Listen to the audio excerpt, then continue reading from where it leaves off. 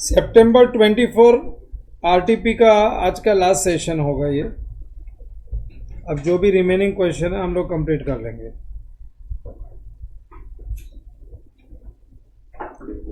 एक तो ये ट्रिपल कॉलम कैश बुक बाकी है, क्वेश्चन नंबर 4A, और साथ में रेक्टिफिकेशन ऑफ एरर्स। एक तो ये बाकी रह गया और दूसरा बाकी है final accounts.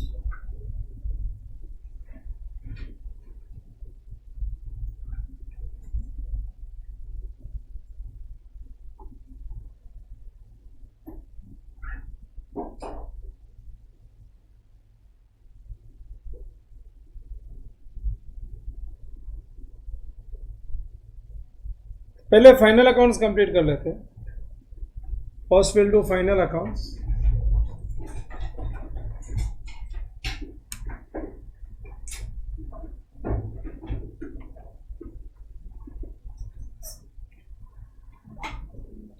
Final accounts and rectification entries.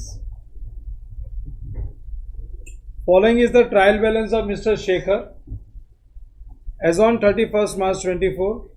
Capital drawings, fixed assets opening, और अक्टूबर में एडिशन हो गया तो पहले वाले पे पूरे साल का डिप्रिसिएशन, एडिशन पे 6 महीने का डिप्रिसिएशन अक्टूबर में है ना। अक्टूबर 2024 कैसे होएगा?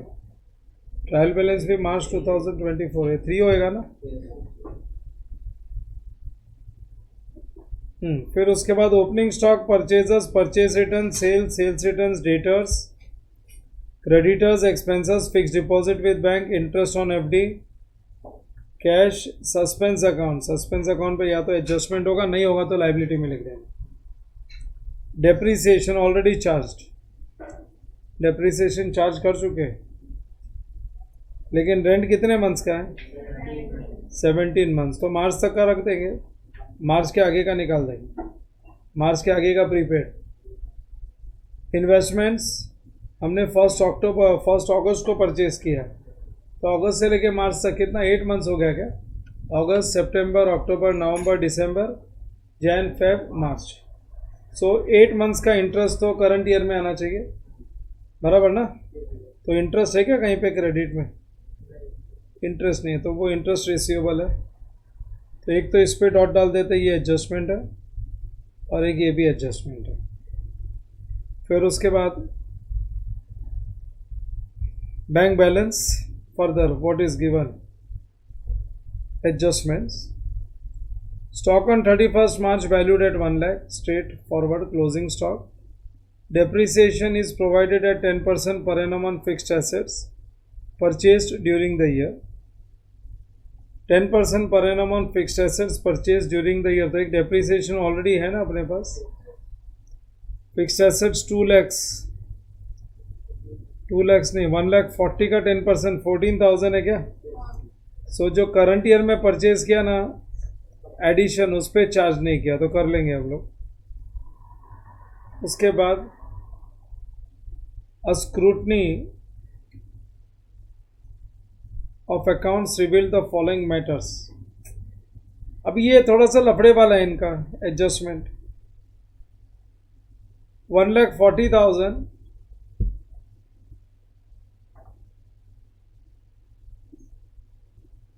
अगर डेप्रीसिएशन डेबिट हो गया है ना,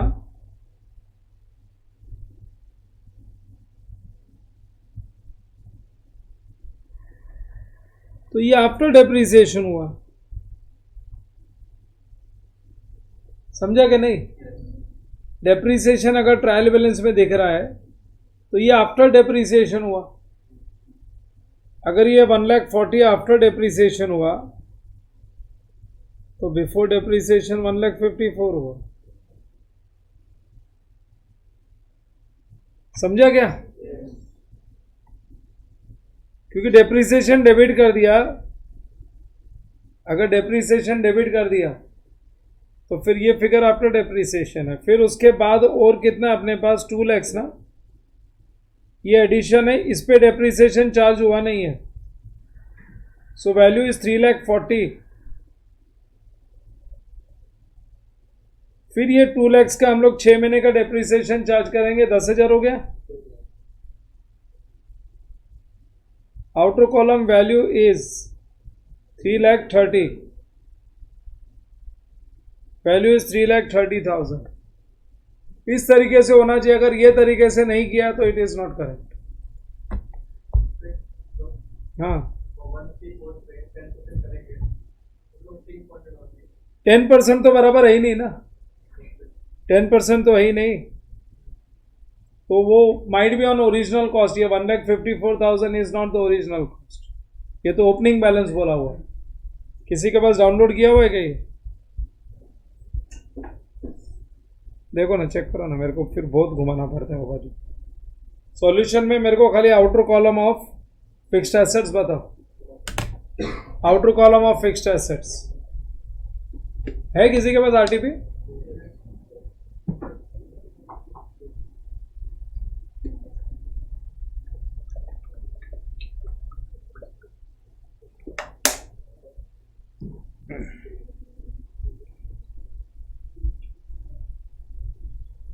कौन सा क्वेश्चन नंबर है ये? 9th है ना? रुक जाओ, क्या किया? आउटर कॉलम 330 ना? क्वेश्चन 9th है ना ये?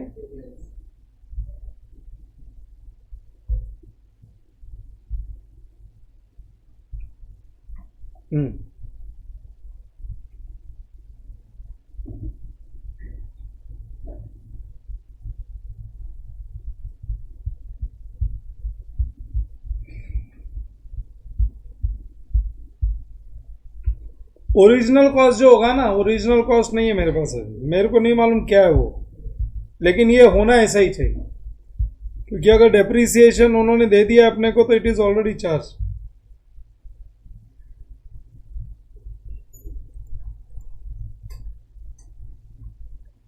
ठीक है ना? So this is confirm. तो एक तो ये अच्छा एडजस्टमेंट था। अगर ये तुमको क्लिक नहीं हुआ ना तो तुम गड़बड़ करके आ सकते हो। डेप्रिसिएशन एक ऑलरेडी चार्ज हो चुका है। अगर ऑलरेडी चार्ज हो चुका है तो अपने को जो फिक्स एसेट्स दिया वो आफ्टर डेप्रिसिएशन, क्योंकि ट्रायल बैलेंस में अगर अपने को ऑलरेडी डेप्रिसिएशन दिख रहा है तो वो माइनस होने के बाद ही एंट्री पास हो गई ना, डेप्रिसिएशन टू फिक्स्ड एसेट्स। तो डेप्रिसिएशन डेबिट हो गया, फिक्स्ड एसेट्स रिड्यूस हो चुका है। चलो, और उसके बाद और क्या एडजस्टमेंट है? उसके बाद फर्दर एडजस्टमेंट है। 20,000 drawn from bank was debited to drawings account, but out of this amount withdrawn 12,000 was used in business for day to day expenses। तो ड्राइंग्स को डेबिट कर दिया है, तो ड्राइंग्स में से 12,000 रुपये वापस निकाल लेते हैं ना। Day to day business expense का मतलब है ऑफिस एक्सपेंसेस करके अकाउंट बना लेंगे। So purchases of goods worth 16,000 not recorded in the books on 31st March 24, but the goods were included in the stock. हाँ, तो गोडाउन में गुड्स आ गया ना, क्लोजिंग स्टॉक में तो खाली एंट्री पास करनी है, परचेज टू क्रेडिटर्स, वो हम लोग एंट्री पास कर लेंगे। Purchase return 1,000 was recorded in sales return journal and the amount was correctly posted to party's account on the correct side. हाँ, तो परचेज रिटर्न और सेल्स रिटर्न की गड़बड़ है, पार्टी अकाउंट में मिस्टेक नहीं है, ये हम लोग वर्किंग में एंट्री पास करके कर देंगे। Expenses include 6,000 in respect of period after 31st March। Expenses में 6,000 जो है ना वो 31st March के आगे का एक्सपेंसेस है, what you call it as prepaid. हाँ, तो वो प्रीपेड हम कर देंगे। Give necessary journal entries from 1 to 4 and prepare final accounts. मैं तो वैसे भी फाइनल अकाउंट्स एंट्री से ही करता हूँ, सो इनको भी एंट्रीज ही चाहिए, तो एंट्रीज पास कर लेंगे, फाइनल अकाउंट्स कर लेते हैं। चलो, फाइनल अकाउंट्स के लिए अपने को trading P&L and balance sheet will prepare.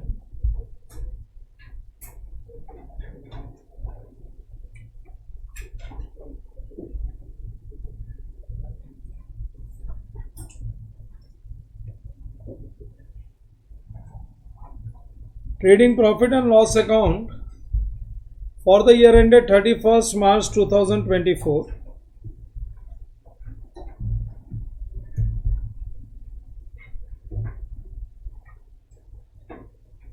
Question number 9.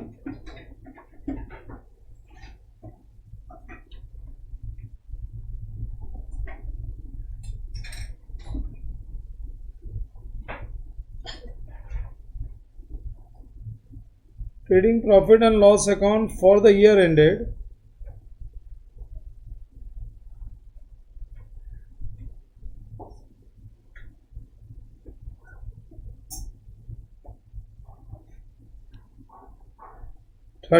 March 2024.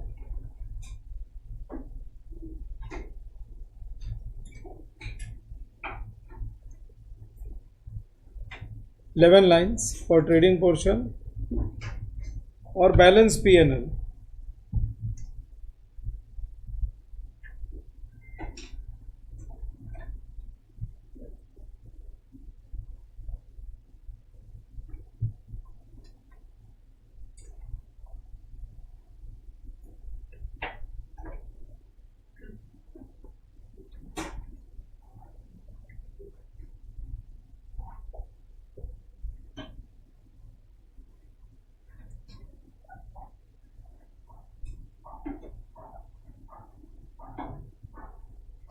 Eleven lines trading portion, balance for P&L.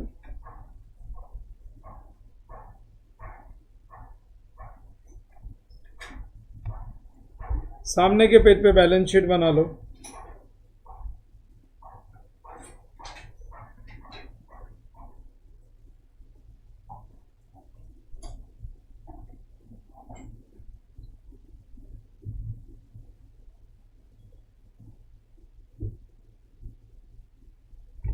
Balance sheet as on 31st March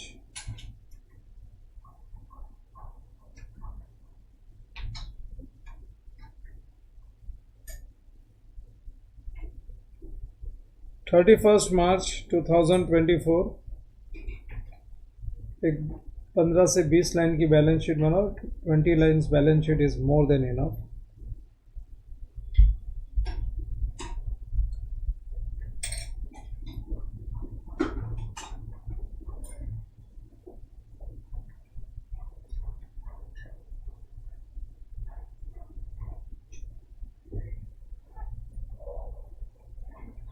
Prepare balance sheet for 20 lines.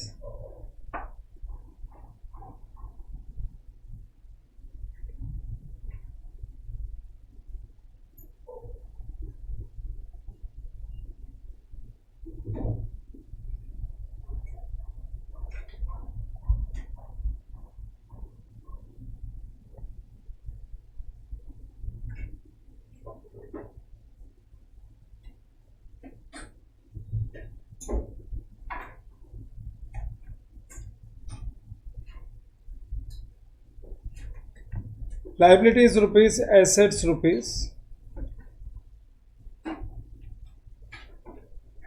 दोनों page पे लिख दो messrs in the books of mister Shekhar. दोनों पे लिख दो इन the books of mister Shekhar.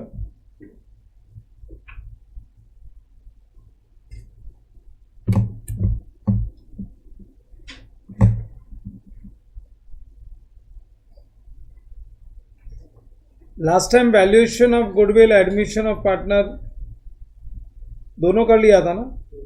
Valuation of goodwill में एक कैपिटलाइजेशन मेथड किया था. You remember that? Capitalisation method में हम लोग क्या करते हैं ना, कैपिटलाइज्ड एफएमपी माइनस एनटीटी. क्या बोला था मैंने?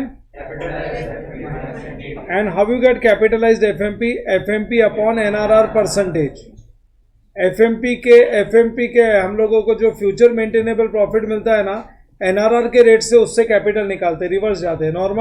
Normally average capital employed into NRR you get normal profit. So हम लोग नॉर्मल नहीं, हायर प्रॉफिट से हायर प्रॉफिट पे एनआरआर का परसेंटेज अप्लाई करेंगे तो हायर कैपिटल मिलेगा. वो हायर कैपिटल को जो एवरेज कैपिटल एम्प्लॉयड है कंपेयर करेंगे, जो डिफरेंस है दैट इज गुडविल. सो वो डिफरेंस को हम लोग गुडविल बोलेंगे. चलो शुरू करते हैं. अभी पहले entries. Write the regular details in trading account to opening stock. ऊपर लिख दिया गया in the books of Shekhar.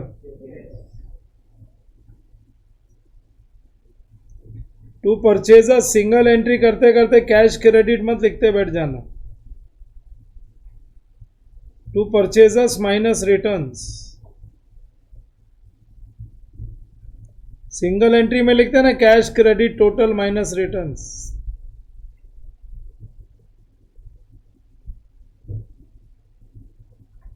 Bye sales minus returns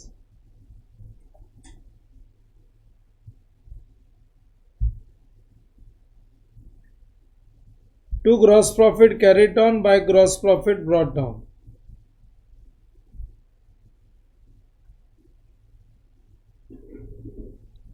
And by closing stock.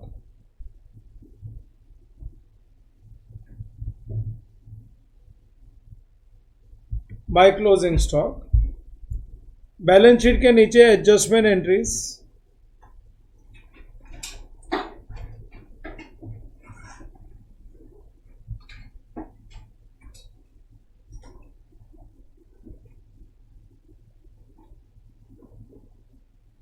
हाँ below balance sheet right adjustment entries.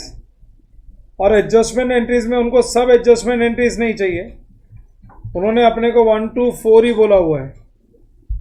तो सबसे पहला जो स्टॉक का एडजस्टमेंट है वो डायरेक्टली कर देते हैं। सबसे पहले है closing stock. Stock on 31 March valued at 1 lakh, जाने दो trading credit, take to trading credit balance sheet assets.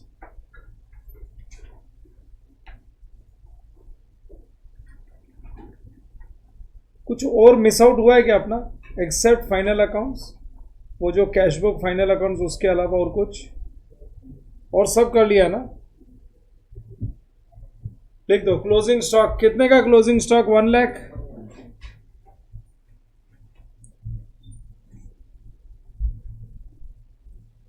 Lakh. Second effect,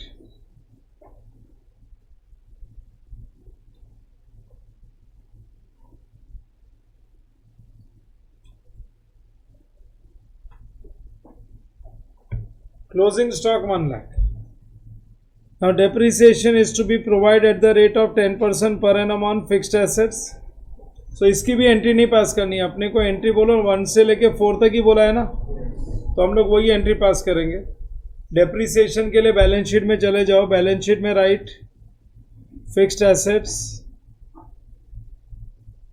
जो पहला फिक्स्ड एसेट्स है उसका इफेक्ट दे रहा हूं मैं। फिक्स्ड एसेट्स कितने का, 1,40,000। ये ओपनिंग बैलेंस है और ये ओपनिंग बैलेंस का डेप्रीसिएशन ऑलरेडी चार्ज हो चुका है, क्योंकि यहाँ पे बोला हुआ है डेप्रीसिएशन के लिए एकदम क्लियरली क्या बोल दिया है, they have said clearly depreciation 10% per annum on fixed assets purchased during the year.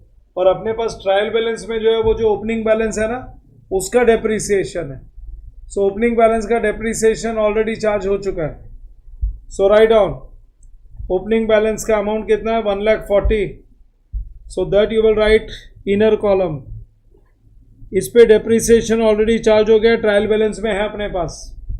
फिर उसके बाद लिखोगे एडिशंस, और एडिशंस हुआ भी कभी है, 1 अक्टूबर 23 को हुआ है, 2 लाख का। इस पे डेप्रीसिएशन चार्ज हुआ नहीं है। सो टोटल हो गया 3,40,000 लेस डेप्रीसिएशन। और डेप्रीसिएशन 10% बोला है ना पूरे साल का, तो अपने को तो 6 महीने का चाहिए। 6 महीने का किस पे चाहिए, 2 लाख पे। 2 लाख पे निकाल लो 6 महीने का, कितना हो गया, 10,000।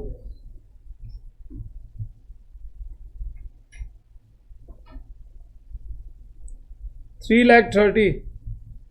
और ये जो 10,000 का डेप्रीसिएशन है ना, ये 10,000 का डेप्रीसिएशन इसके साथ लिख देता हूं ना,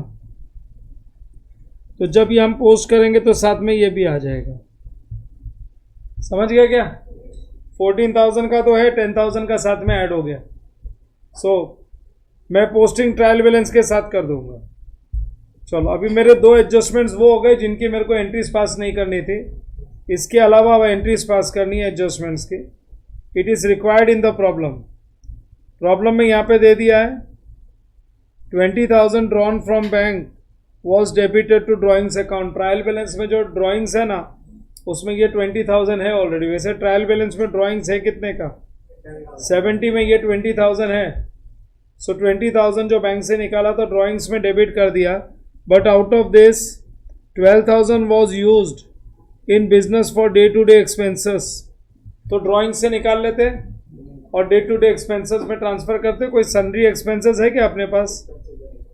खाली एक्सपेंसेस के नाम से कुछ है क्या? है ना, ये ना, तो एक्सपेंसेस ही लिख देते ना खाली। सो राइट, एक्सपेंसेस डेबिट कर देंगे, ड्राइंग्स क्रेडिट कर देंगे। लिखो नंबर 1, expenses account debit,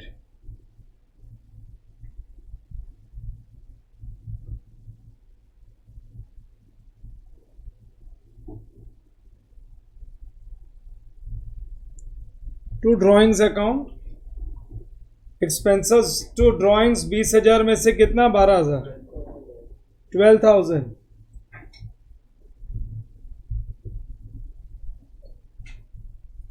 अब दोनों अकाउंट पे डॉट जाएगा, एक्सपेंसेस को भी एडजस्ट करना पड़ेगा, एक डॉट एक्सपेंसेस पे और एक डॉट ड्राइंग्स पे, ठीक है ना, दोनों को एडजस्ट कर देंगे। अगला adjustment, next adjustment, purchase of goods of 16,000 was not recorded in the books. हाँ, वो स्टॉक में आ गया है, तो गोडाउन में ना दो जगह पे एंट्री आती है ना, अकाउंट्स के ऑफिस में तो एंट्री आती है बिल से, और गोडाउन में गुड्स चला जाता है, तो गोडाउन में गुड्स चला गया तो क्लोजिंग स्टॉक में इंक्लूडेड है, खाली परचेज की एंट्री पास नहीं हुई है, तो लिख देते हैं ना हम लोग, व्हाट एंट्री वी पास। लिखो, लाइन वाइन मत छोड़ो, क्लोजिंग लाइन बनाते जाओ। Purchasers account debit,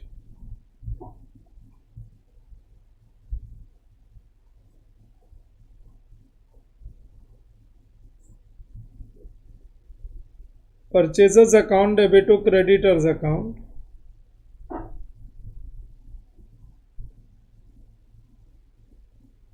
purchasers to creditors 16,000,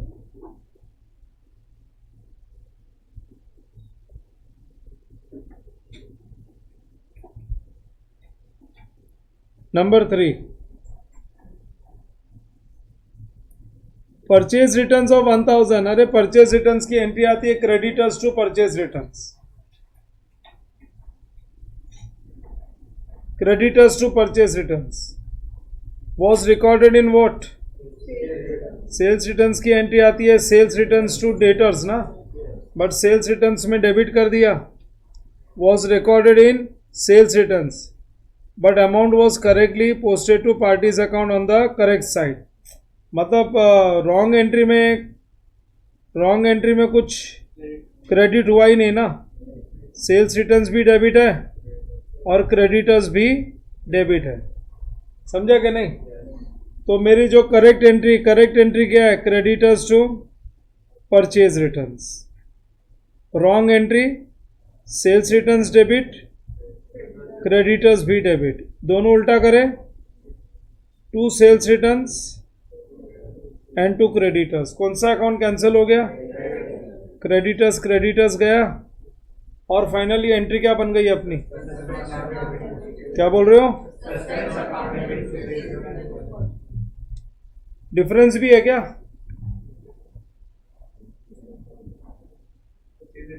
credit हो गया था क्या वो भी? एक मिनट, प्रॉपर्ली लिख लो, दोनों ही उल्टे हुए ना, सेल्स रिटर्न्स डेबिट, क्रेडिटर्स भी डेबिट, तो वो सस्पेंस निकल जाएगा, मतलब वही है क्या suspense? To sales returns, to creditors, और correct entry creditors to purchase returns, ये अपनी करेक्ट एंट्री थी, बराबर ना? तो अभी क्रेडिटर्स कट हो गया, ये भी क्रेडिट, ये भी क्रेडिट, कितने अमाउंट से? 1,000, तो डेबिट में सस्पेंस, ये लो सस्पेंस निकल जाएगा। चलो, तो अपनी एंट्री बन गई, final entry suspense account debit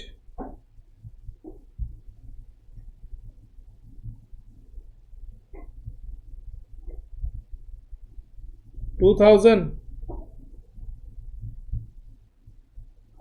2 sales returns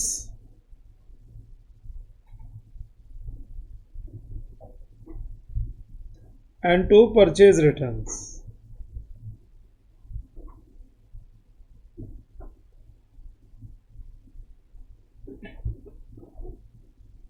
कभी सस्पेंस अकाउंट पूरा क्लियर नहीं होना तो डेबिट है तो एसेट में लिख दो, और अगर क्रेडिट है तो लायबिलिटी में लिख दो।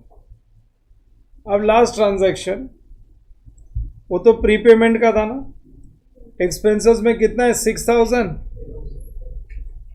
Expenses include 6000 in respect of next year, तो prepaid expenses to expenses.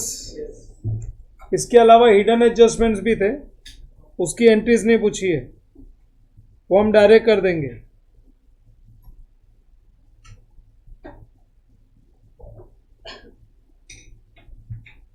Prepaid expenses account debit to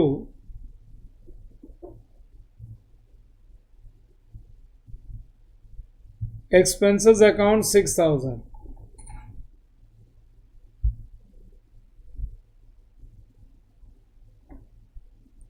prepaid expenses to expenses 6000। हम लोगों को जो एंट्रीज पूछी थी ना, वो तो इन्हीं की पूछी थी बस। ये 4 ट्रांजैक्शंस के लिए ही जर्नल एंट्री पास करने बोला है। वो हिडन एडजस्टमेंट्स भी है, क्लोजिंग स्टॉक है, डेप्रीसिएशन है, उनका नहीं पूछा है, तो उनका हमने डायरेक्ट इफेक्ट दे दिया। स्टॉक का और डेप्रीसिएशन तो दे ही दिया है, और भी दे देते हैं। जरा इफेक्ट दे दो ना। सस्पेंस अकाउंट एक डॉट इधर। ये एक्सपेंसेस और ड्राइंग्स पे तो डॉट डाल के रखा है ना अपन ने। परचेज और क्रेडिटर्स पे भी डाल दो एक डॉट, परचेजर्स पे एक डॉट, क्रेडिटर्स पे। फिर उसके बाद क्या है अपने पास? सस्पेंस तो क्रॉस ही कर दो, यहाँ पे डेबिट और यहाँ पे क्रेडिट, खत्म हो गया। सस्पेंस के अलावा एक डॉट परचेज रिटर्न्स पे और एक डॉट सेल्स रिटर्न्स पे, और एक्सपेंसेस पे एक डॉट और आ जाएगा, पहले से एक डॉट है, 1 मोर डॉट ऑन एक्सपेंसेस। और प्रीपेड एक्सपेंसेस के नाम से कोई ट्रायल बैलेंस में तो अकाउंट है नहीं। चलो पोस्टिंग चालू कर देते, we can start our posting. और ये काम तो हो ही गया ना अपना, ये कंप्लीट कर दिया अपन ने। चलो विल स्टार्ट द पोस्टिंग। सबसे पहला है capital account. Capital account 6 lakhs।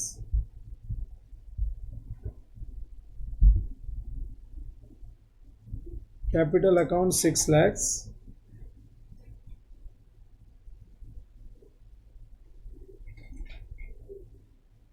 Six lakhs लिख दो और इसके नीचे 1 2 3 4 5 5 लाइन प्रिजर्व कर दो, जो आना है वो आ जाएगा। कैपिटल के बाद आ गया ड्राइंग्स, माइनस ड्राइंग्स। ड्राइंग्स के नीचे ब्रैकेट ओपन करो, 70,000 ये डेबिट होता है। 70,000 दिस इज डेबिट। और तुम्हारे जर्नल एंट्री में ड्राइंग्स है ना, हाँ यहाँ पे क्रेडिट है, तो डेबिट क्रेडिट प्लस या माइनस? माइनस 12,000। बोलो 58 खाली लिख के छोड़ दो, अभी कुछ प्लस माइनस मत करना। ड्राइंग्स के बाद में next item fixed assets, already हम लोग कर चुके हैं ना, ये दोनों लिख चुके हैं हम लोग। Opening stock 60,000।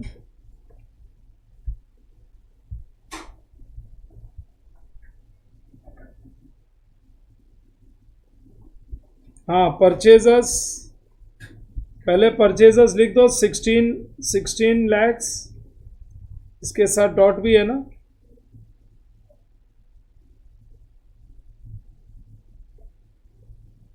$16 lakhs। फिर उसके बाद नेक्स्ट है एंट्री में देखो ना, कुछ परचेजर्स से रिलेटेड आइटम है अपने पास। अनरिकॉर्डेड परचेजर्स कितना है? 16,000 का अनरिकॉर्डेड परचेजर्स है। सो राइट डाउन 16 lakhs। इसके नीचे लिख देना प्लस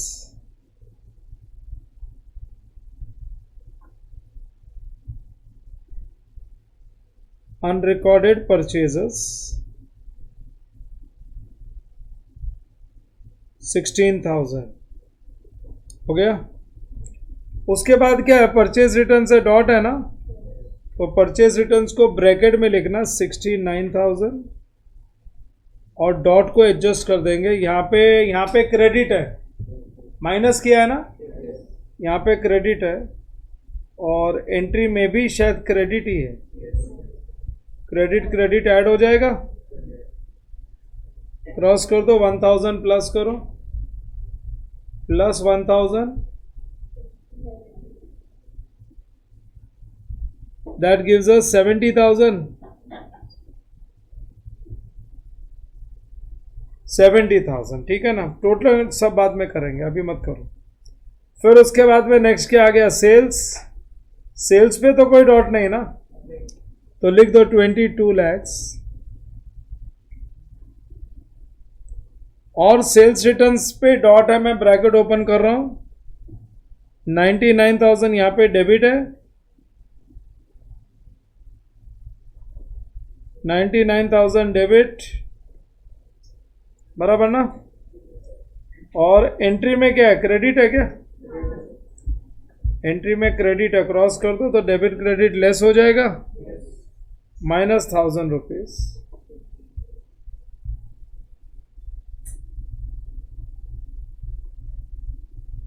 $98,000 टोटल से बाद में करेंगे।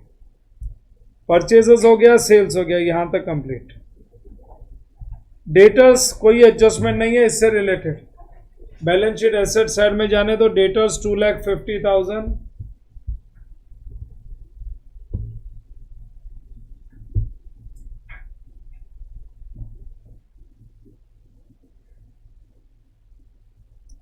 डेटर्स 2,50,000। डेटर्स के बाद क्रेडिटर्स, लाइबिलिटी में लिखो, एक डॉट भी है साथ में, लाइबिलिटी साइड में कैपिटल के लिए जगह रखी है ना।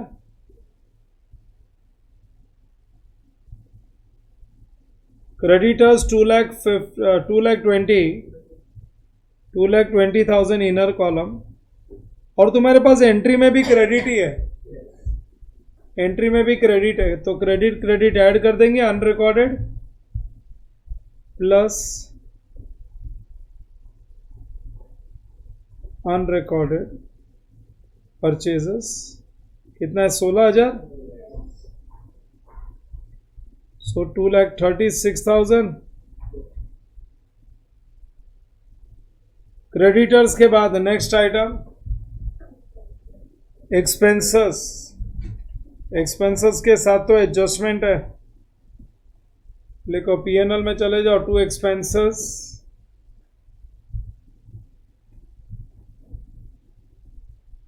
पहले तो एक्सपेंसेस में हम लोग ट्रायल बैलेंस का फिगर ले लेते हैं।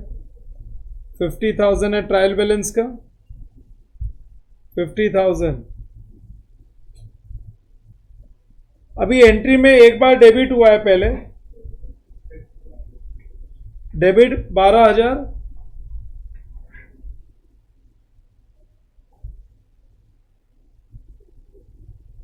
ये एडजस्टेड फ्रॉम ड्राइंग्स है ना, हमने गलती से ड्राइंग्स में डेबिट कर दिया था, उधर से निकाल के लिख दिया, this is adjusted from drawings.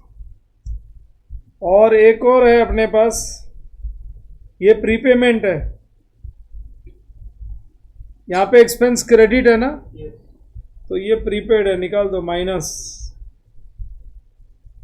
ये अगले साल के लिए, पेड फॉर नेक्स्ट ईयर, कितना है, 6,000, तो 62 में से 6 निकाल दो,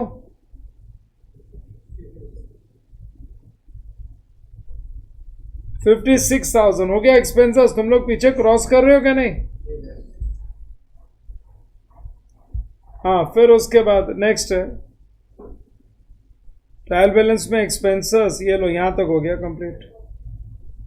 अब है फिक्स डिपॉजिट विद बैंक, हमने फिक्स डिपॉजिट रखा है बैंक में, एसेट साइड में लिख दो।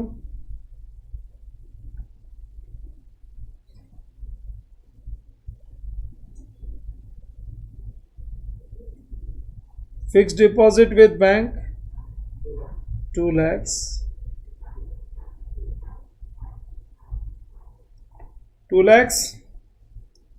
और इंटरेस्ट ऑन एफडी क्रेडिट है, सीधा इनकम में जाके लिख दो, पीएनएल के क्रेडिट में, bye interest on FD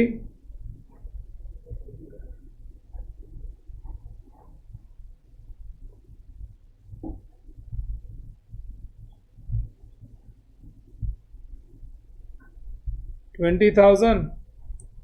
interest on FD के बाद में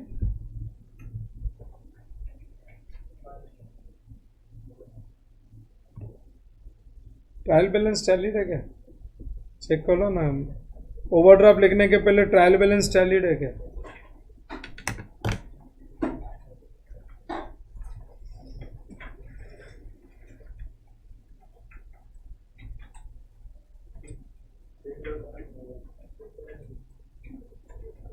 हाँ, ट्रायल बैलेंस टैलीड है तो बैंक ओवरड्राफ्ट है, कोई टेंशन वाली बात नहीं है, वो गलती से लिख दिया उन्होंने।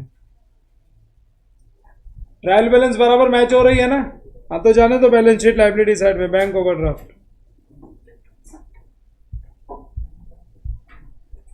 तो एक्चुअली कैश लिख दिया है।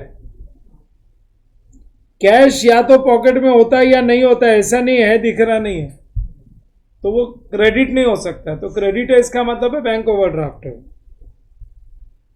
कभी एग्जाम में भी गलती हो जाए ना तो ज्यादा उधर टेंशन मत लेना, खाली ये क्रॉस वेरीफाई, कितना 8,000 है ना, खाली ये क्रॉस वेरीफाई कर लो कि ट्रायल बैलेंस टैलीड है या नहीं, कभी कहीं इधर का उधर तो नहीं चला गया। फिर उसके बाद सस्पेंस तो पहले उड़ गया था। डेप्रीसिएशन लिख दो, 10 + 14 24, राइट डाउन टू डेप्रीसिएशन।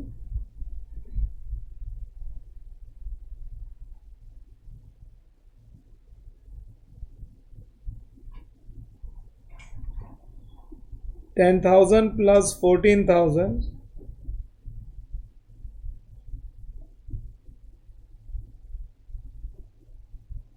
$24,000 का डेप्रीसिएशन। अब उसके बाद है रेंट, 17 मंथ्स का है, तो 31 अगस्त 24 तक है, प्रीपेड निकाल देंगे। लिखो टू रेंट,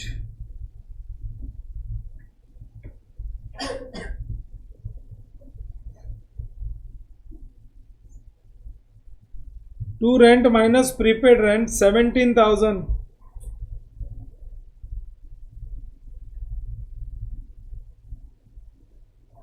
तो 1,000 रुपया पर मंथ ही हो गया ना, 17 महीने का 1,000 रुपया पर मंथ हो गया, 17 मंथ्स के लिए 17,000।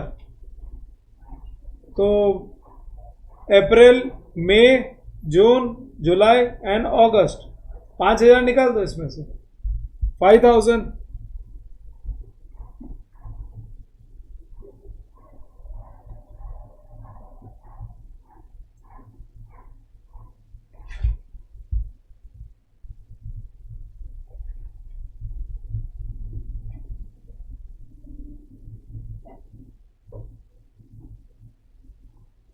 हाँ, प्रीपेड रेंट 5,000।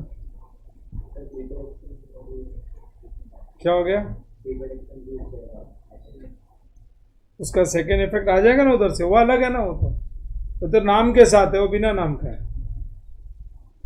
वो प्रीपेड सन्ड्री एक्सपेंसेस, वो एंट्री पोस्ट करेंगे अपने आप आएगा, टेंशन मत ले। उसके बाद में नेक्स्ट क्या, इन्वेस्टमेंट्स। पहले बैलेंस शीट में लिख दो 12% इन्वेस्टमेंट्स,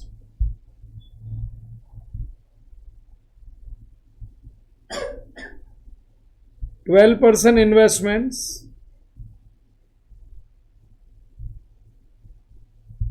फर्स्ट अगस्त को परचेज किया है 2.5 लाख का,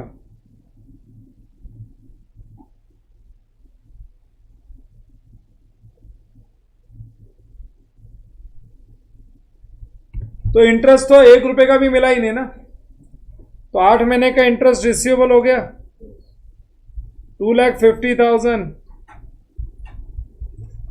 इंटू कितना परसेंट था, इंटू 12%,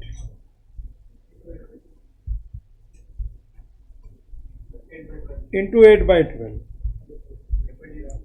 20,000 का इंटरेस्ट अगर मिल जाता तो बोलते थे cash bank to interest on investment, नहीं मिला तो इंटरेस्ट रिसीवेबल टू इंटरेस्ट, क्योंकि इंटरेस्ट रिसीवेबल भी तो डेफिनेट एसेट ही है ना। लिखो इंटरेस्ट रिसीवेबल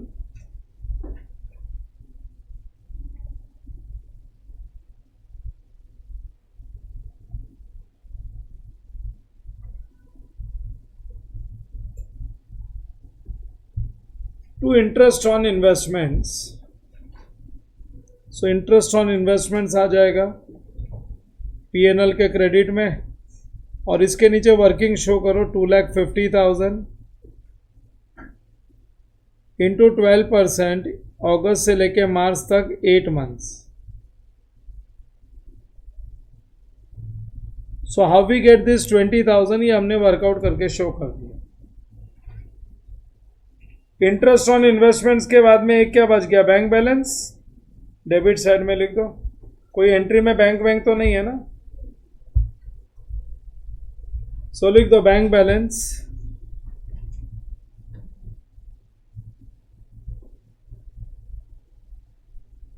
$1,69,000। चलो अब एडजस्टमेंट एंट्रीज में पहली एंट्री पूरी क्रॉस हो गई, सेकंड सब क्रॉस, खाली एक प्रीपेड बचा हुआ है ना, 6,000 बैलेंस शीट में लिख दो।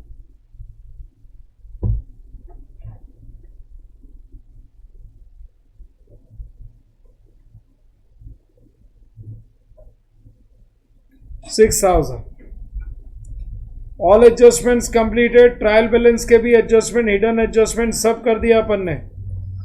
स्टार्ट क्लोजिंग, पहले ट्रेडिंग अकाउंट क्लोज करो, बाहर निकालो 22 lakhs माइनस 98, बोलो जरा।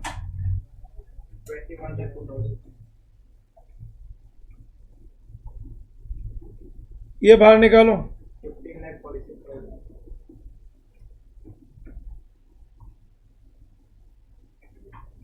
15,46,000, credit side 22,02,000,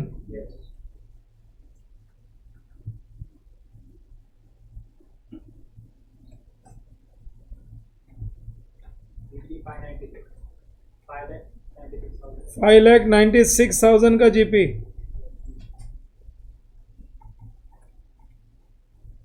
GP brought on कर दो, 5,96,000, 636।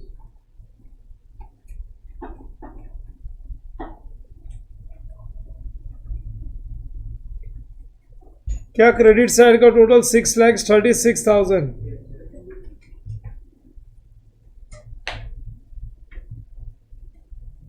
बोलो net profit 5,44,000।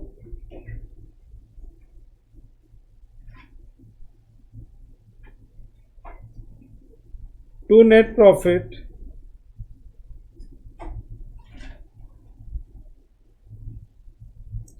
To net profit 5,44,000। जाओ बैलेंस शीट में चले जाओ, नेट प्रॉफिट ऐड कर दो।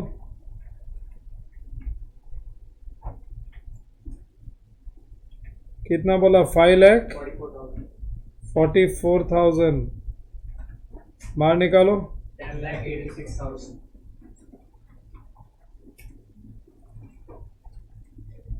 1086। बोलो बैलेंस शीट 30,30,000। कितना, 30,30,000। 1330 एग्जैक्ट।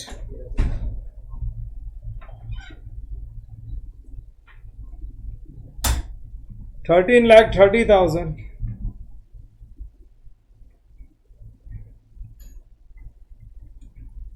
ये लो फाइनल अकाउंट्स का भी प्रॉब्लम कर दिया। It was a simple problem.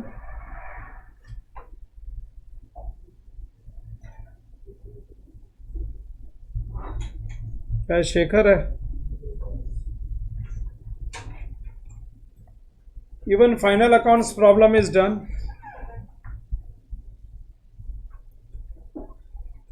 अच्छा एडजस्टमेंट खाली वही था, एक डेप्रिसिएशन दिया था, एक नहीं दिया था, वो वहां पे खाली थोड़ा ध्यान देने का था, गड़बड़ नहीं करने हम।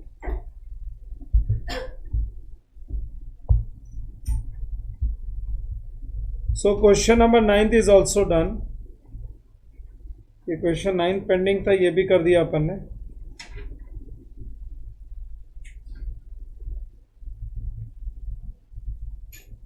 अब एक तो कैश बुक बनाना है, ट्रिपल कॉलम कैश बुक। तुमने कभी ट्रिपल कॉलम कैश बुक बनाया क्या? डिस्काउंट कैश बैंक, क्या बोलते हैं? Discount cash back. क्योंकि कॉलेज में ना एफआईजीसी में डिस्काउंट कॉलम अभी उन्होंने ओमिट कर दिया, तो तुम्हारे पास या तो कैश कॉलम और कैश और बैंक, यही दो रहता है। ट्रिपल कॉलम कैश बुक में डिस्काउंट भी आता है, कैश भी आता है, बैंक भी आता है। और ये रेक्टिफिकेशन, पहले रेक्टिफिकेशन का काम कर देते, ज़्यादा ट्रांजेक्शन्स ही नहीं है। Pass journal entries to rectify the following errors detected during preparation of trial balance. लिखो जर्नल ऑफ, क्वेश्चन नंबर क्या है? Question number 4B।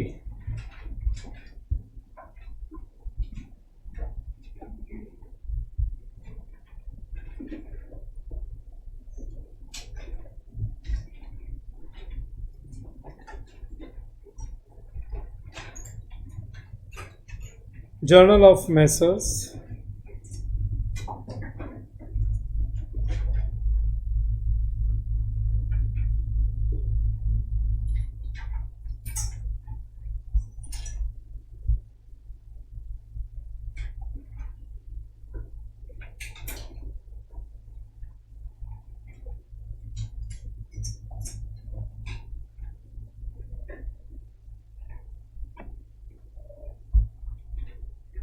पहले पेज पे journal of Messrs,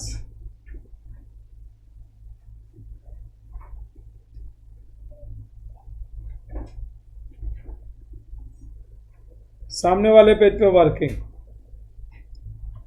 wrong entry, वो एक्चुअली वर्किंग नहीं होता है, वो रफ वर्क होता है, that is not working.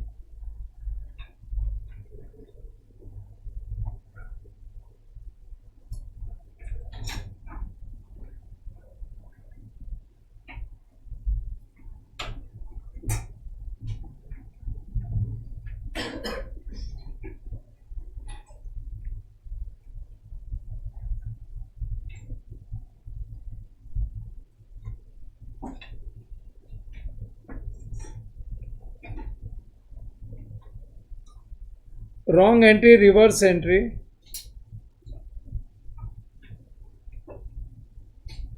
Correct entry.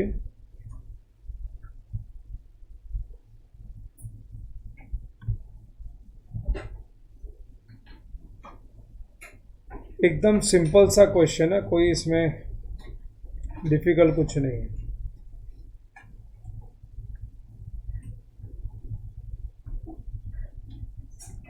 शायद ये वाला प्रॉब्लम अपन ने किया भी है।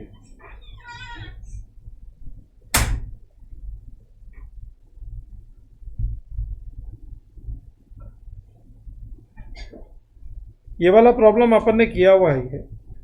Pass journal entries to rectify the following errors detected during the preparation of trial balance. Wages paid for construction of building debited to which account? अच्छा, construction of building पे अगर वेजेस पे किया तो डेबिट होना किधर चाहिए, और कहाँ पे डेबिट हो गया? तो बिल्डिंग को डेबिट कर देते हैं और वेजेस को क्रेडिट, तो सीधा फाइनल एंट्री ना। सामने वैसे भी तो रफर की है ना, तो हम लोग फाइनल एंट्री लिख देते हैं। Number 1, building account debit,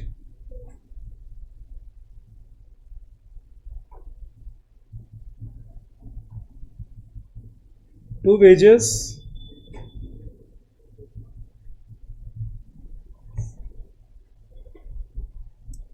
debit किया था रॉन्ग अकाउंट को, रॉन्ग अकाउंट डेबिट हो गया, उसको क्रेडिट कर दो, करेक्ट अकाउंट को डेबिट कर दो। सो जो गलती हो गई थी सुधार दी हम लोग ने। 20,000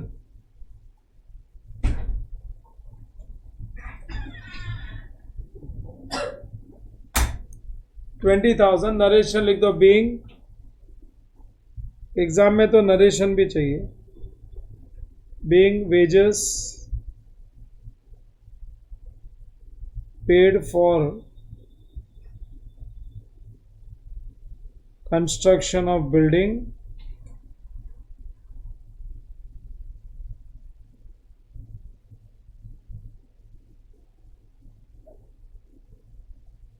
wrongly debited to wages account,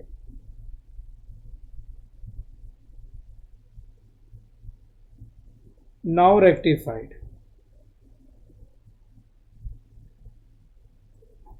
exam में कितना भी बोर होएगा तो नरेशन तो लिखना पड़ेगा. When you write, nobody reads. But objection can be raised when you don't write.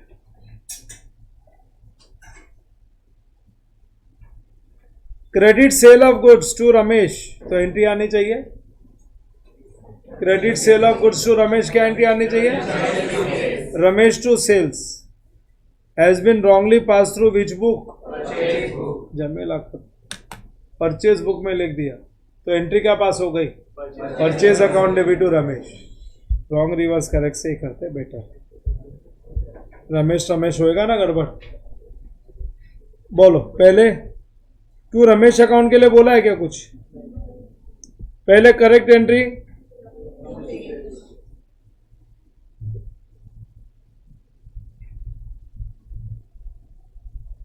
Ramesh debit to sales amount 1200.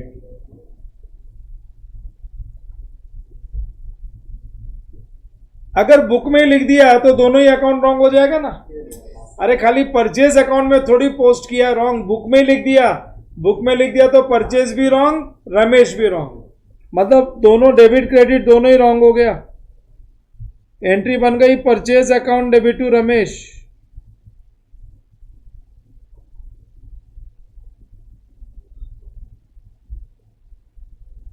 Reverse करोगे क्या एंट्री बनेगी?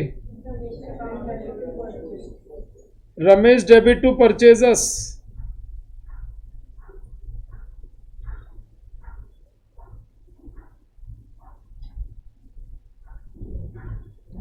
रमेश डेबिट टू परचेजर्स, तो रमेश रमेश तो डबल हो गया ना.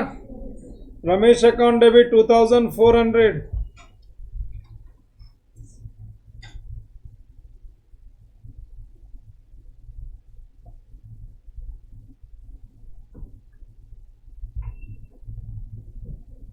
To purchasers to sales.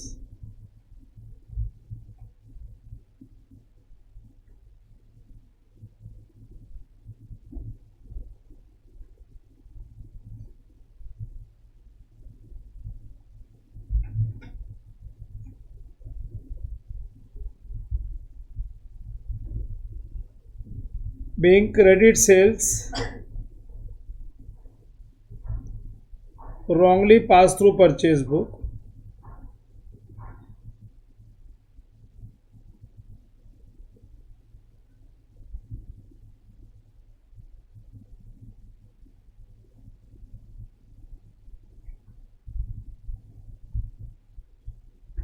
Wrongly passed through purchase book.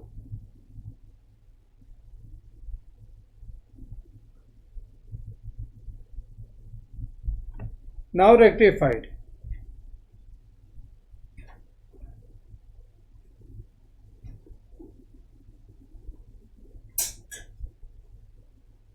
Next. क्या?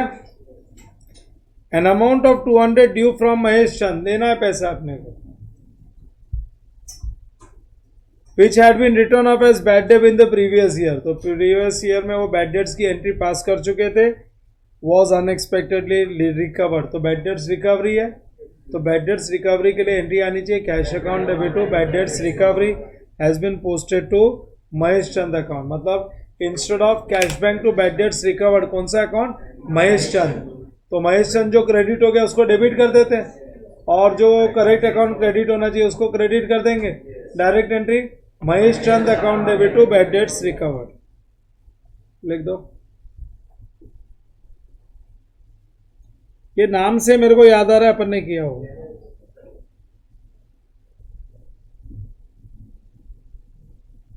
या तो मॉड्यूल का क्वेश्चन है या क्लास टेक्स्ट बुक का है. Mahesh Chand account debit to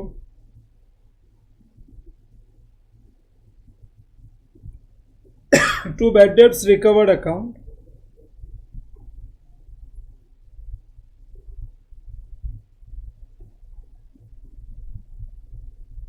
$2000.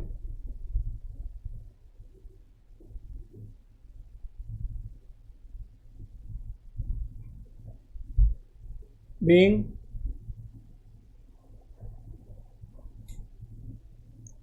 bad debts recovered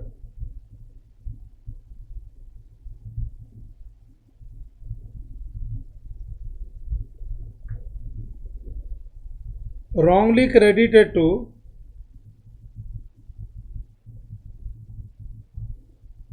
personal account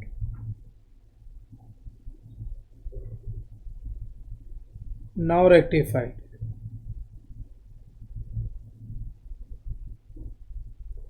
Now rectified.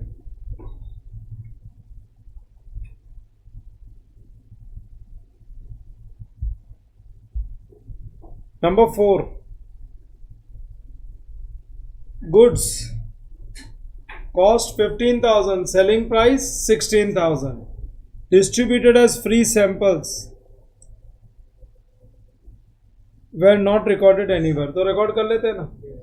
इनको बोलते हैं goods gone out but not sold transaction. इनकी एंट्री होती है reason account debit to purchasers.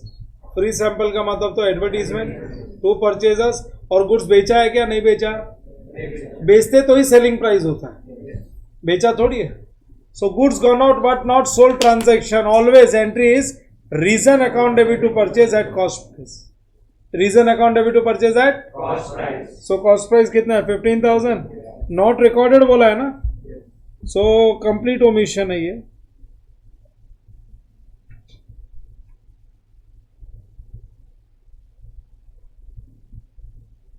Advertisement account debit, advertisement account debit to purchasers account. Amount is, cost price is 15,000.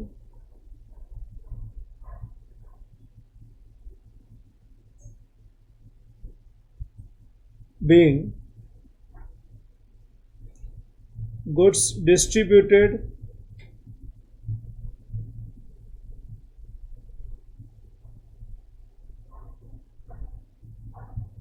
as free samples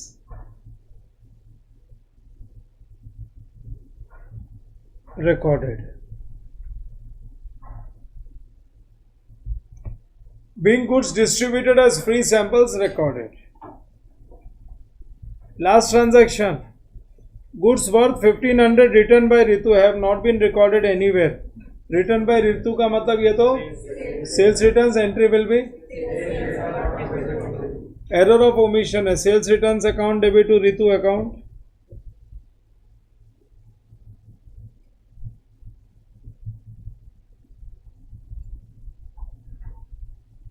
Sales returns account debit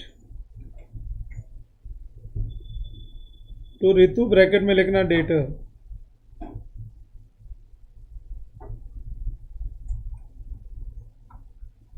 $1,500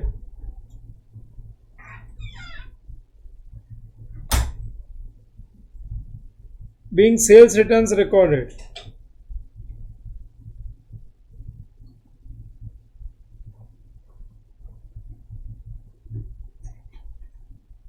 Sales returns recorded in books.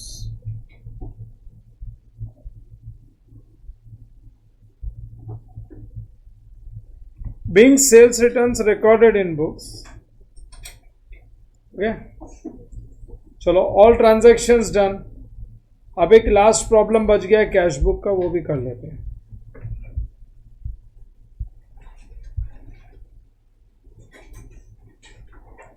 अभी double column cash book है. कितने transaction है? क्योंकि अपने को 2 page चाहिए उसके लिए. एक पेज पे थोड़ी है. डेट कॉलम है, रिसिप्ट साइड, फिर 3 कॉलम आएगा. LF वाउचर नंबर भी, LF नंबर, वो सब भी आता है उसमें. डबल पेज ले लो. अच्छे खासे ट्रांजैक्शन है. आमने सामने का पेज चाहिए.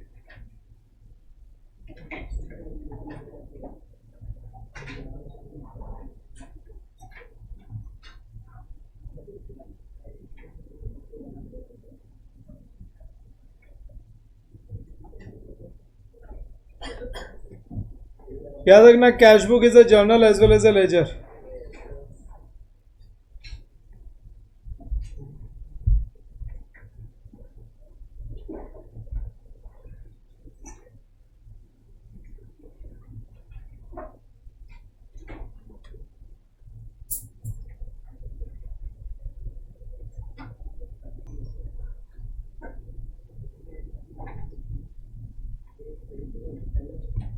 कौन से मंथ के लिए है? मार्च 24।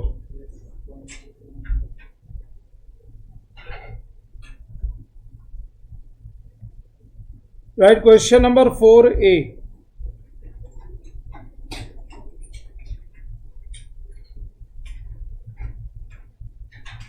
Date,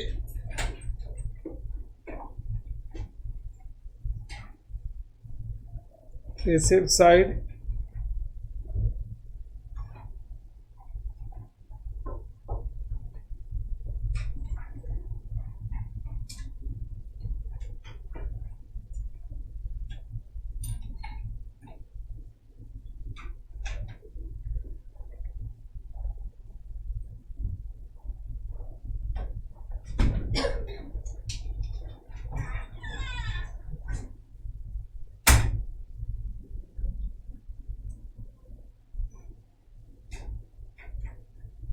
इसमें नरेशन भी लिखते हैं मालूम है, क्योंकि कैश बुक जर्नल भी है, लेजर भी है.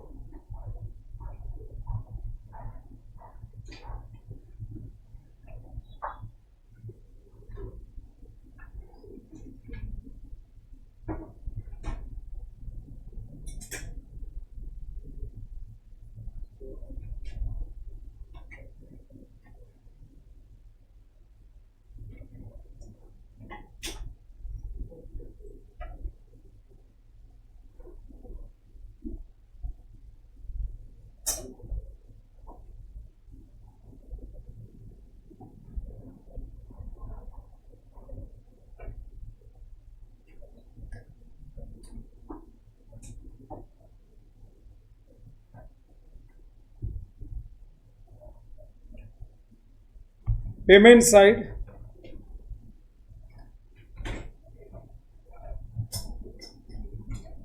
और टॉप पे लिखोगे, थोड़ा आगे से लिखो cash book for the month of,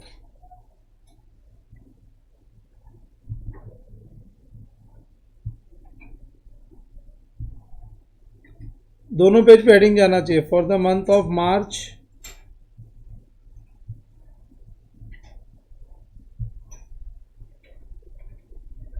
2024.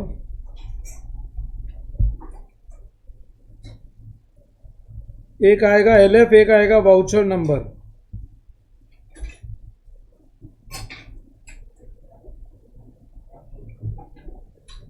Discount cash bank,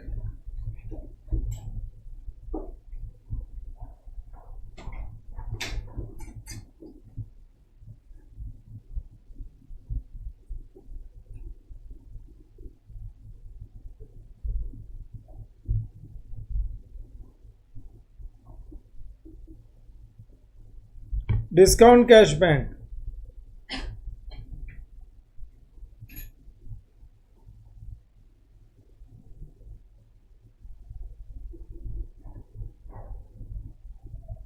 हो गया?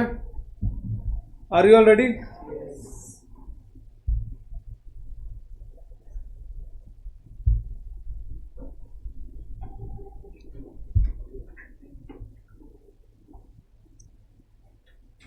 Prepare a triple column cash book from the following transactions of Messrs. Ram Agencies and bring down the balance for start of next month. ठीक है. Transaction, opening cash in and cashed bank, तो debit balance ही हो गया. सो लिख दो 1 मार्च, receipt side में लिख दो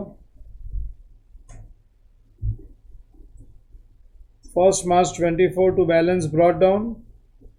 कैश बैंक अकाउंट ही बना रहे और कुछ नहीं. To balance brought down 30,000 and 1,20,000.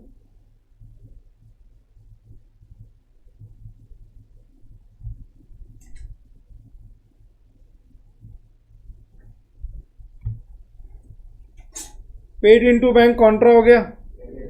Contra 3 होता है, सुनो, एक तो deposited into bank, cash deposited, cash withdrawn, एक तो ये हो गया, और एक है cheque received on earlier date and deposited at a later date. तुमको चेक मिला है, सपोज मार्च का महीना है ना, 2 तारीख को चेक मिला, तो पहले लाके किधर रखा? तिजोरी में रखा। अरे पोस्ट अपने को चेक डिपॉजिट करने की भी डेट होती है ना, उस पर डेट लिखे रहते हैं ना। सो सपोज 6 तारीख को डिपॉजिट करने का, तो चेक जिस दिन मिला उधर उसको लाके कैश बॉक्स में ही रखा ना, तो उसको पहले लिख देते हैं cash account debit to party. क्या बोलते हैं? तो जिस दिन चेक मिला था लाके तिजोरी में रखा, उस दिन बैंक अकाउंट डेबिट नहीं, क्योंकि बैंक रिसीवर है ही नहीं ना, बैंक में डिपॉजिट हुआ ही नहीं है, तो हम लोग बोलते हैं cash account debit to party account. फिर जिस दिन वो चेक डिपॉजिट करते हैं हम लोग कैश बॉक्स से निकाल के बैंक में डालते हैं ना, तो बोलते हैं बैंक टू कैश। क्या बोलते हैं? तो 3 कॉन्ट्रा क्या है? एक तो cheque deposited, cash deposited into bank, bank to cash, cash withdrawn होगा तो कैश टू बैंक, और तीसरा cheque received on earlier date, deposited at a later date. तो जिस दिन डिपॉजिट होता है उस दिन वो कॉन्ट्रा होता है, और जिस दिन मिला था उस दिन हम लोग क्या करते हैं? कैश बॉक्स में एक एंडोर्समेंट होता है ना, कि चेक मिला और हमने दूसरे को एंडोर्स कर दिया, ट्रांसफर कर दिया, cheque received from X endorse to Y. तो अगर मेरे को चेक मिला था और मैंने वाई को एंडोर्स कर दिया, वो ट्रांसफर कर दिया वाई को, तो मेरे बैंक में गया ही नहीं ना, वो तो मेरे कैश बॉक्स तिजोरी में आया, तिजोरी से ही निकल गया।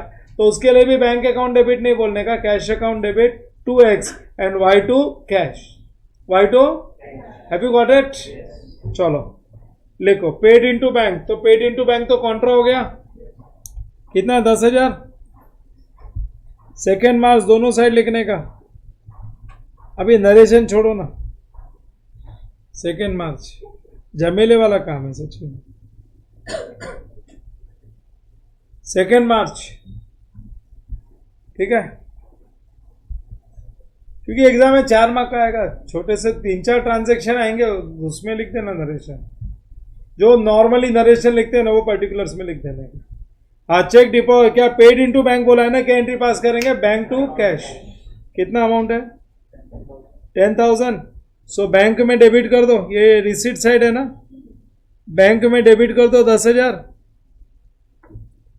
और कैश में क्रेडिट कर दो 10,000। LF कॉलम में लेटर सी लिख दो। क्या बोला? Bank to cash, to cash by bank.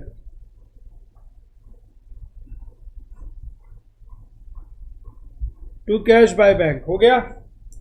फिर उसके बाद अगला transaction, bought furniture and issued cheque, entry will be furniture account debit to bank. Payment है, पेमेंट में चले जाओ और लिख दो by furniture,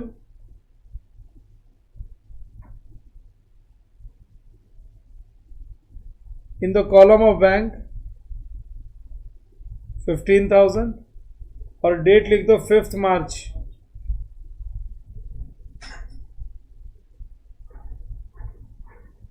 March 24।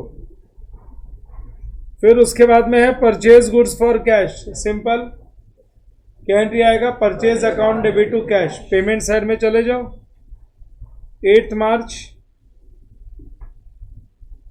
24 bye purchasers,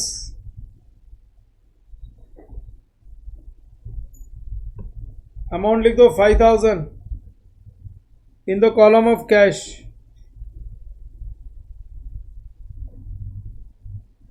फिर उसके बाद है रिसीव फ्रॉम मोहन है और साथ में डिस्काउंट भी है ना, 9,800 मिला तो डिस्काउंट भी अलाउ किया, तो कंबाइंड एंट्री पास कर लेते हैं। Cash account debit, discount allowed account debit to Mohan, तो रिसीट साइड में जाएंगे ना, कैश डेबिट है ना, सो रिसीट साइड में लिख दो 12th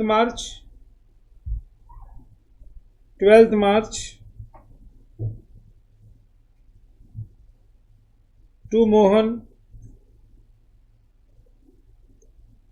cash account debit 9,800, discount account debit 200, ठीक है।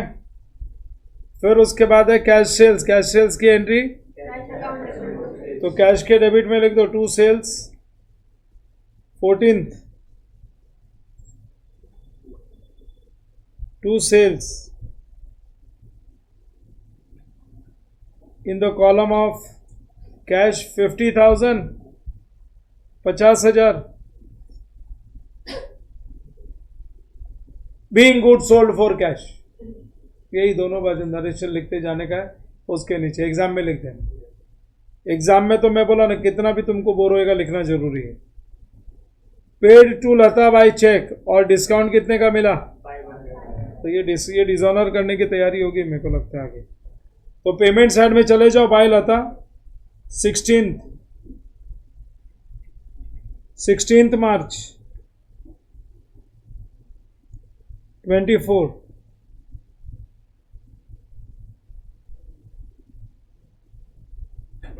हाँ, कितने का है? 14,500 discount 500।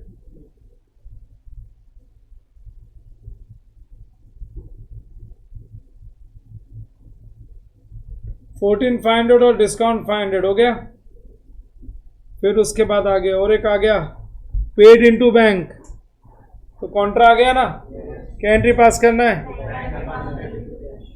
Paid into bank, entry will B फिर से बैंक डेबिट कैश क्रेडिट। कितना है? 5,000।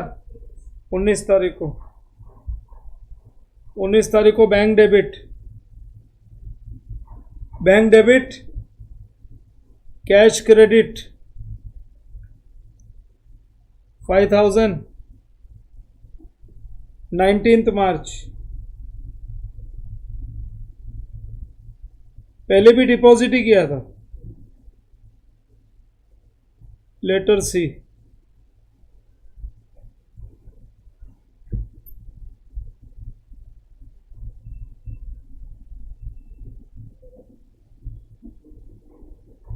हो गया।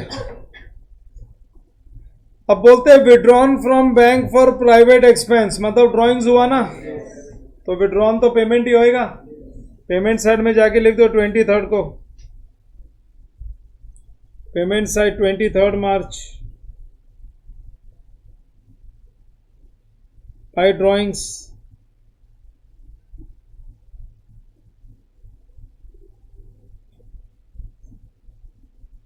कितना निकाला बैंक से? 6,000। ड्रॉइंग्स टू बैंक ही है ना।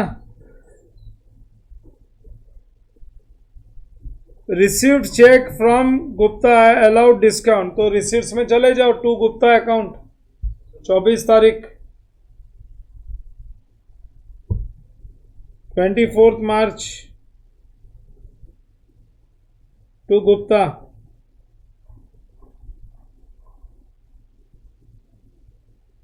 ₹200 तो डिस्काउंट लिख दो, और चेक मिला है ना 14,300 बैंक कॉलम। अच्छा, तो फिर ये इस दिन कॉन्ट्रा होगा, तो पहले दिन कैश कॉलम में लिख दो 14,300। Cheque received on earlier date, deposited at a later date. तो आज तो तिजोरी में लाके रख दिया, कैश बॉक्स में रख दिया, और फिर अब डिपॉजिट कभी कर रहे? 26 को कर रहे, तो 26 को ये होएगा contra, bank to cash 14,300 bank debit and cash credit contra 26 मार्च।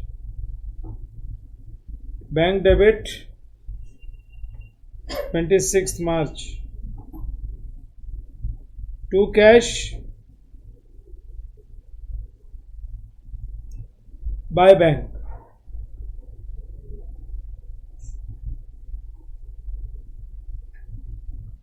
समझा क्या? पहले दिन चेक मिला, फिर 2 दिन के बाद डिपॉजिट किया, फिर आगे क्या बोलते हैं? Withdrew cash from bank for office use, so cash to bank, है ना? ये भी तो कॉन्ट्रा ही हुआ ना। विड्रू कैश 20,000 28 तारीख।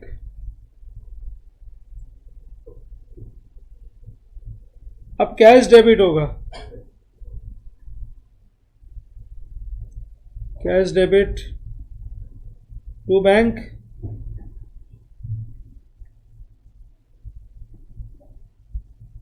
और बैंक क्रेडिट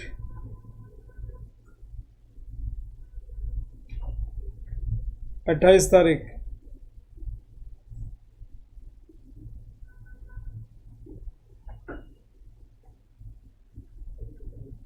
ठीक है। To bank by cash, contra लिखा ना ब्रैकेट में। पेड रेंट बाय चेक लिख दो, पेमेंट में बाय रेंट 30 तारीख को। बाय रेंट चेक से पे किया है। कितना रेंट है? 8,000।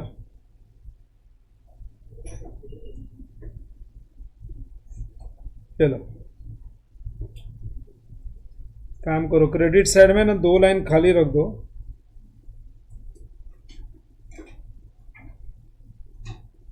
और सेम लाइन पे दोनों साइड टोटल का लाइन।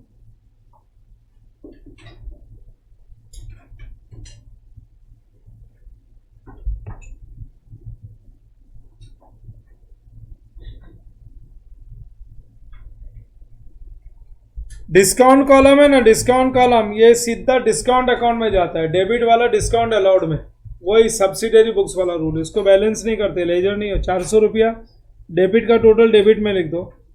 कितना? 400 रुपया है। और क्रेडिट का टोटल क्रेडिट में लिख दो।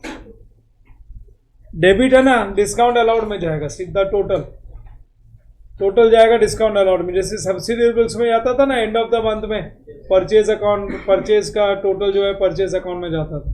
सो डिस्काउंट वैसे पोस्ट होता है। हाँ, कैश तो डेबिट ही होगा। 30, 50, 80, 124, 100, 1,24,100। मार्च मंथ है ना, 31 मार्च 24। बोलो जरा।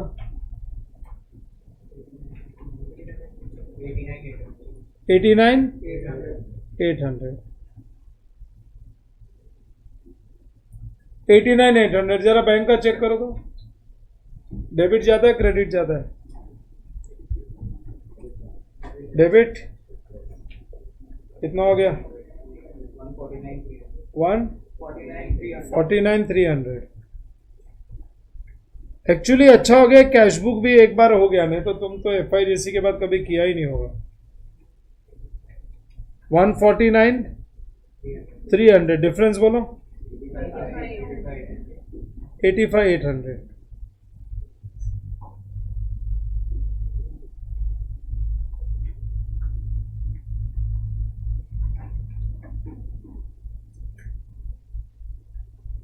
By balance CD.